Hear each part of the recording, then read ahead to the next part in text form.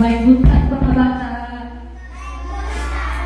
Sige ko. So karon na kay kuan ang kung nasa pinasay kay about me sa perfect timing or sakto sa oras ko. Sakto oras dahil. So perfect timing o sakto sa oras. So sa saktong oras or saktong kumo. So karon na dapat mo maminaw ha. So, atong one verse kay Ecclesiastes chapter 3, verse 11. So, ang kuan ani ang English kay He has set the right time for everything. He has given us desire to know the future, but never gives us the satisfaction of fully understanding what He does. Or sa Bisaya, nagtakda siya gustong panahon alang sa tanang butang. Gihatagan kita niya kay kag pagsusi sa hitabo sa umaabot nga panahon, apan wala kita niya hatagig katagbawan o higpit nga pagsabot sa iyang ibuhan. O kasabot sa verse, kaya Ginoo kaminaw. So ang kasabot sa verse, kay naa ko ni gihatag nga saktong oras ng Ginoo sa tanan. Naatay idea gamay sa future pero wala kita kasabot nganong kaniyang ibuhan sa Ginoo nato, di ba? Sahay mo, maka-question man mo ka. Ano gibuhat man ni sa Ginoo? Makakasyon ba mo? Okay, so na may story ihatag. So, let's say, kaning simbahan, diri nagtrabaho si Richie. Kaya naman ni Richie? Kinsa man si Richie? Si Horny. So, let's say ha, example, si Horny kay nagtrabaho sa simbahan. O yan sa simbahan, kay yan trabaho kay Manglimpyo. Kasi trabaho ni Richie sa simbahan. Oh, very good. So, mag-review si Jorge o Richie sa simbahan. O nawal ng review siya, kasi siya reklamo. Sa maniway, kabuya si pang-review eh. Sige naman nagtrabaho ni nawatay kwarta. Sige na nagbalik-balik trabaho, pero ang swito, babay na kayo. So, sige siya reklamo. O yan nakakita, let's say, kita siya cross. Yan tira sa cross, kaya na si God. Yan ihunong siya, yan yana siya ha. God, kabuya na o yung pinip uli na sagdan. Ako na sa'yo mag-himbuan ka. Magtatawag niya ikaw ng Pilipino dire. O niya, ito ba ang Ginoo ni Richie? So niya na ang Ginoo nga.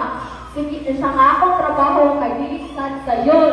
Pero niya na si Richie nga, sa yun brad, ala ka dira, magtanaw ra ka na mo. Niya ako si Pilipino dire, gamay kay sweldo.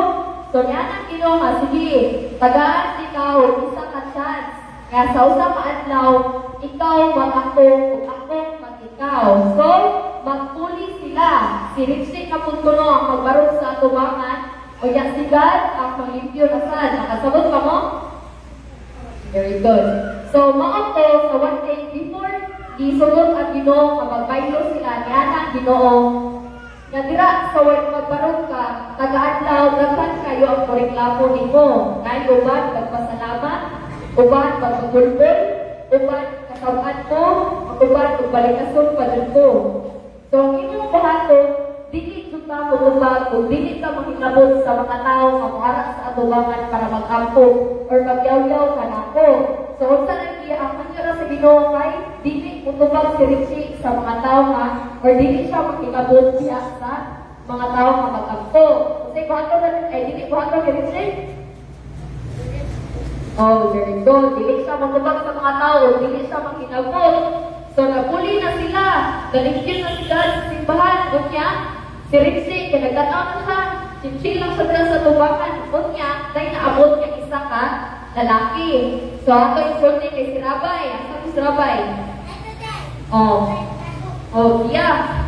So na si Rabay, kaya usan na siya ka, naasay kuhan. Let's say, naasay tindahan. Yan to si Rabay sa tubangan niya, nakampo siya. Yan na siya agad. Tabagin ko, magulang ko akong tindahan. Kay para makabless daw siya sa uban.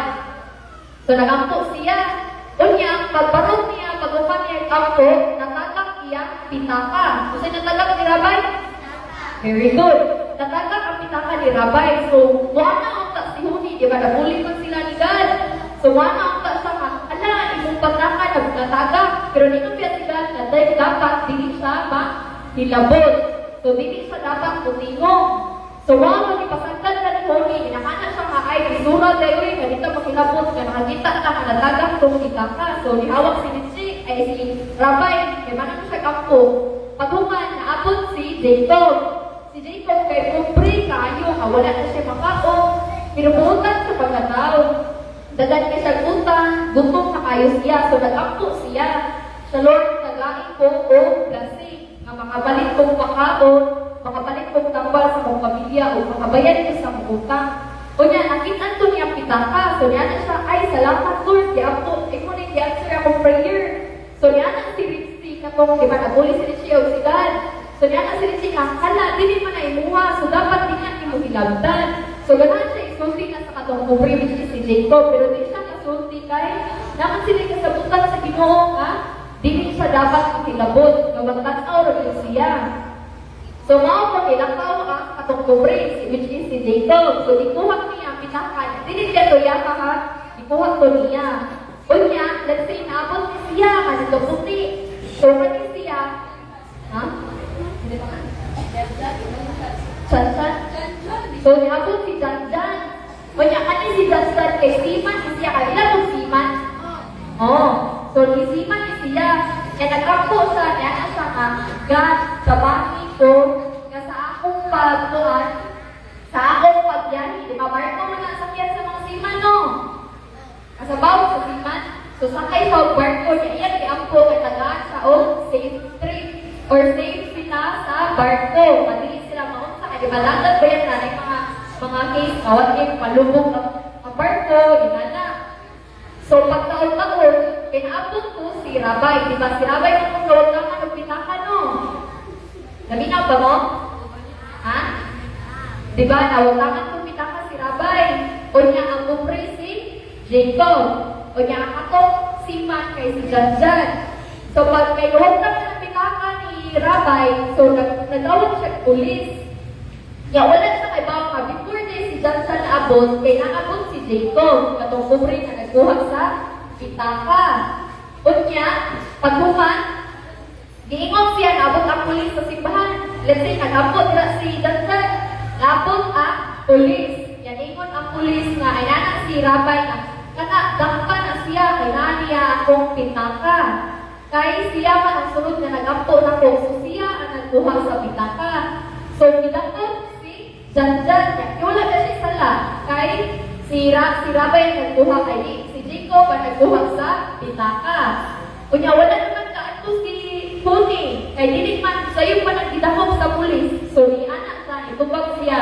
Yan na siya sa mga pulis na, ayaw na ninyo dampa, kay dili na siya dili siya ang nagkuha.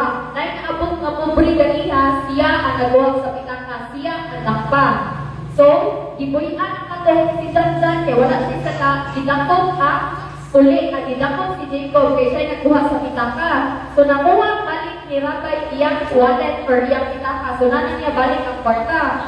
Pagabi niya naabot si God. Kanya nagkurya si God o si Huli.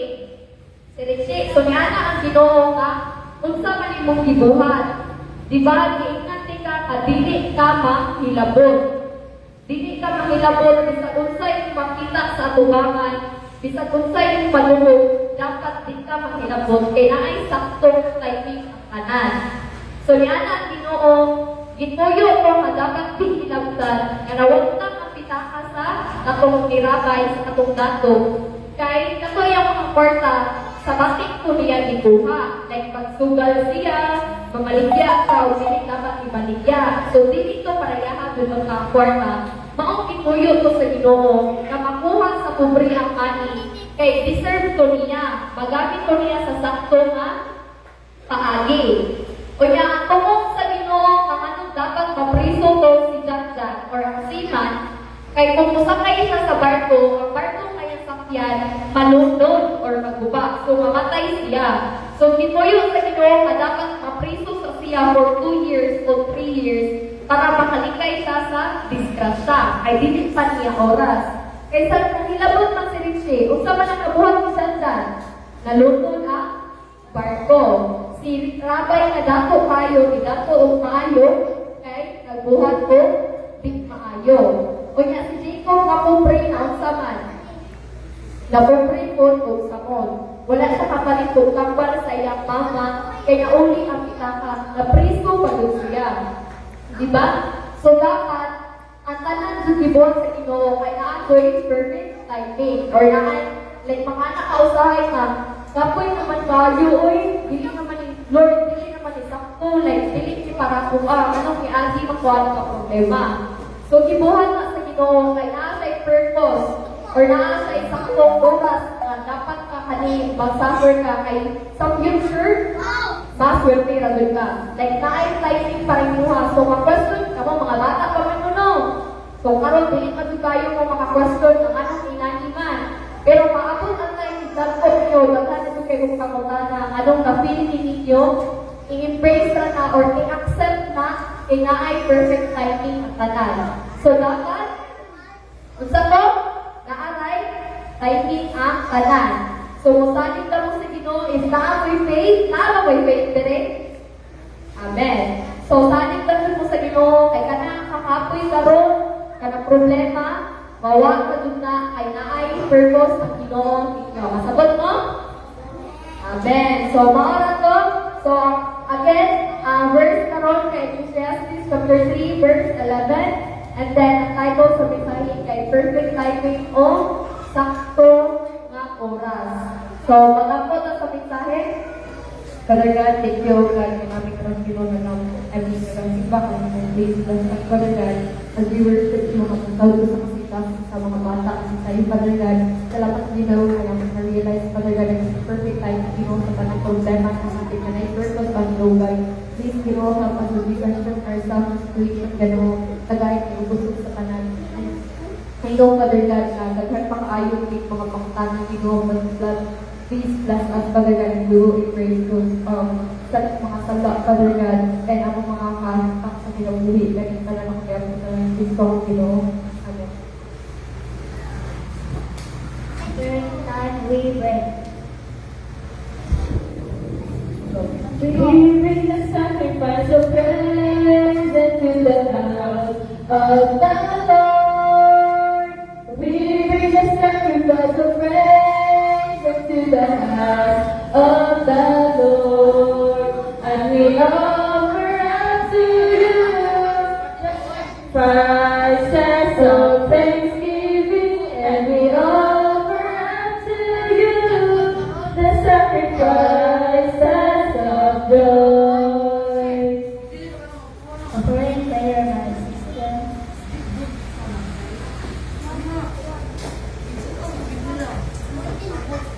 Gaginom ka mo, so mag-upload lang sa kuhan, sa offering. Maka,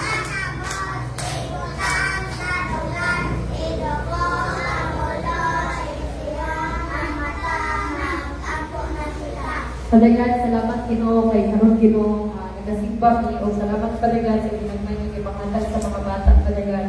I hope that you will bless Father God those children na naghahatag sa inyo Father God. Nagsikan sila kasi kabayis sila Father God o more classic pa ang matawag nila. Ilang matawag ka ng Father God. So makulit sila. Not just their Father God but mas tayo ang family na mag-bless God. Kalita na nakuya ko sa mga Kristo ang Ginoo. Amen. Nasa